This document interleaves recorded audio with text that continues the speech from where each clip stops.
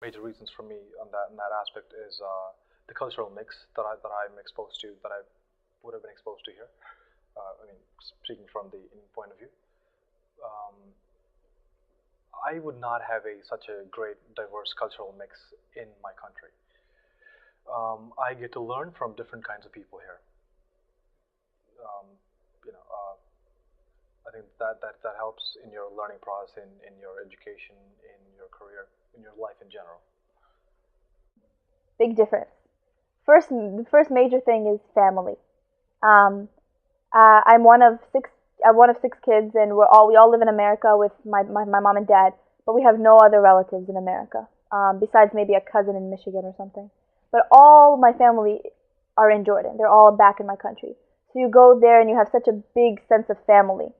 Um, they come over whenever you go over whenever. There's really no like, oh hey, can I come over? Everybody just kind of comes. Um, but here you feel a little more isolated. You know, it's just you, your siblings, so you, and maybe a few friends that you've made a couple of the way. But you're definitely a lot lonely. I feel like my family feels a lot lonelier and secluded than back home. Another difference is even though your family is all over there, here I feel like you have a little bit more freedom. Um, there's the culture there like kind of restricts activities that people can do. I honestly think if I was in Jordan, I wouldn't probably be in college. But here, you know, it's pushed so much that it's easier. It's easier to get an education, at least in my family. So I mean, there's definitely there's good and there's bad, but all in all, I think a sense of family is bigger in my country, but a sense of independence is more here in America. And I think growing up, my parents have always been like, you know, you're in America, if you get the opportunities, go to college. I was involved, became president of the Muslim Student Association here on campus. And you don't even need a Muslim Student Association in Jordan. Everybody's Muslim, right? So you're definitely like, you're able to become more of a leader, I think, here in America. I could say one of them is the way how people treat you here and the way how people treat you in Egypt. Over here in the United States, there's you're anywhere you go, you're always welcomed, and you don't find that you don't feel that feeling that you're a stranger in the country, and that you're not desired over here in the country. Uh, Back in Egypt, it's people are a little bit like enclosed to themselves. So you would, for me, it's not a problem, but I would say it would be a problem for a foreigner to go to Egypt because the way of we communicate with foreigners is not that good, and there's mostly people here are friendly. Unlike in Egypt, they're not like very friendly when they meet somebody new and that's not from the country. Also, for that's for lifestyle. For culture wise, there's a lot of there's a lot of differences in that area, and there's things over here in the United States that's permitted, and at the same time, it's not permitted in Egypt. And there's a lot of areas. I don't have a particular area in mind that I know at the moment, but I can say that the culture in Egypt is a little bit closed-minded, and not everybody gets their rights in Egypt as much as they do over here in the United States. Different. It's really different because I could take it back to the classroom. In my country, I mean, greater part of Africa, I believe a lot of people, you kind of like talk when you speak when you've been spoken to, right? Because you don't want to. It's not like they cannot open their mouth and talk, but let's say you're in class and teacher is teaching and you just randomly ask the teacher a question and you might sweep him off your feet. So a lot of people still don't. From where I come from, we don't really come out because the professor might take that to be offensive, but I see a lot of kids here come up out straight and just you know ask, ask the professor whatever he wants.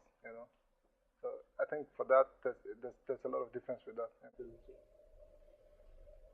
I think there's definitely a difference between Latvian people and American people because Latvians are much more closed off towards strangers, whereas Americans are much more welcoming, I think.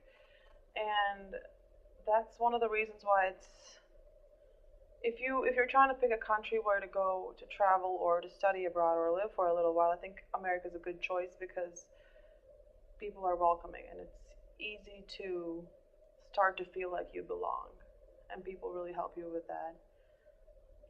Another thing, but I think at home, which was kind of hard to get used to, people here are friendly at first, and whereas at home, it's like you have a few good friends, but they're like really good friends. Whereas here, it's like, okay, you're friendly with everyone, but it's not as easy to find close friends, I think. When I'm working in my home country, if I want to go to work, I need to be wearing some traditional clothes to be able to get in this place, or I need some like formal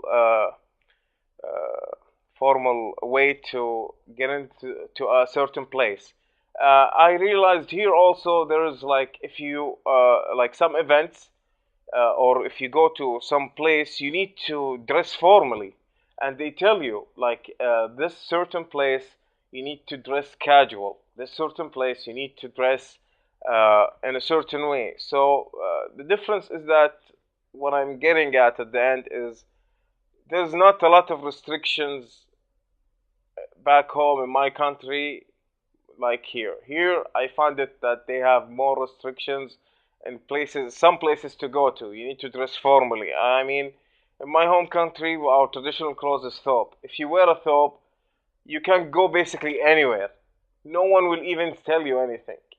Here, the only way to go anywhere is wearing a suit. But sometimes, if you go to your friend's house in a party, like just to meet him, and you come in a suit, you're overdressed and you look stupid. So that's the only lifestyle cultural difference. Every time I meet a new like new people here, they're all friendly, they're all nice.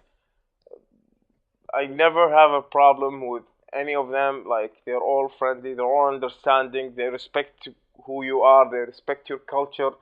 That even if you talk to them about like where you come, where you're from, they're interested to know about your culture. They're open-minded about your culture, and they understand that. Um, like the thing is here a cultural difference. Let's say in here in America, if it's your birthday and people come to your house, you invite some Americans to your house, people that live in America, they will come bring me like a bottle of wine or something like that. This is culture for them. This is something, or they can, if you're out, they buy you a drink, an alcohol drink. This is something cultural in United States, and it's disrespectful for you to say no to it. But on the other hand, I'm Muslim. I'm from Saudi Arabia. I don't drink alcohol, so it's even disrespectful for them to buy me alcohol. So, but they understand that if you tell them that you're Muslim, they know that you don't drink alcohol, so they don't do that. So that's a good thing. Also, they respect our cultures. Uh, for example, in Turkey, our moms or our wives cook at home, and we just went out to eat. I mean, once a day, once a week, mostly. But here, maybe people are going out to eat frequently because their wives or moms don't know how to cook well, and they spend a lot of money in restaurants. But we don't spend much money in restaurants. And here, they're going to restaurant and say, okay, I wanna take it to go, and they are taking it and coming to your home and eat their own. But when we go out, we always eat in the restaurant. And another maybe difference, we don't pay tips, for example, for cab drivers, and maybe we pay little tip for waiters in the restaurant. But here everything is based on tip, and because some restaurants don't pay any salary to their waiters, and then just the customers pay their salary by giving tips. Here is a little different from the living in my country because I live in Xi'an, a historical city in China, and it is a middle size city, and you can see a lot of high buildings, a lot of traffic. But here, it's a country. It's like the village, so not lots of people living here. You can't see many traffic. The people are nice here, and you need a car for working or for study. But in our city, in our country, okay, in Xi'an, you don't need a car for the communicate. You just need to get a bus or the taxi, yeah, or it's convenient. But here, I think the traffic, the problem is really a big problem for me.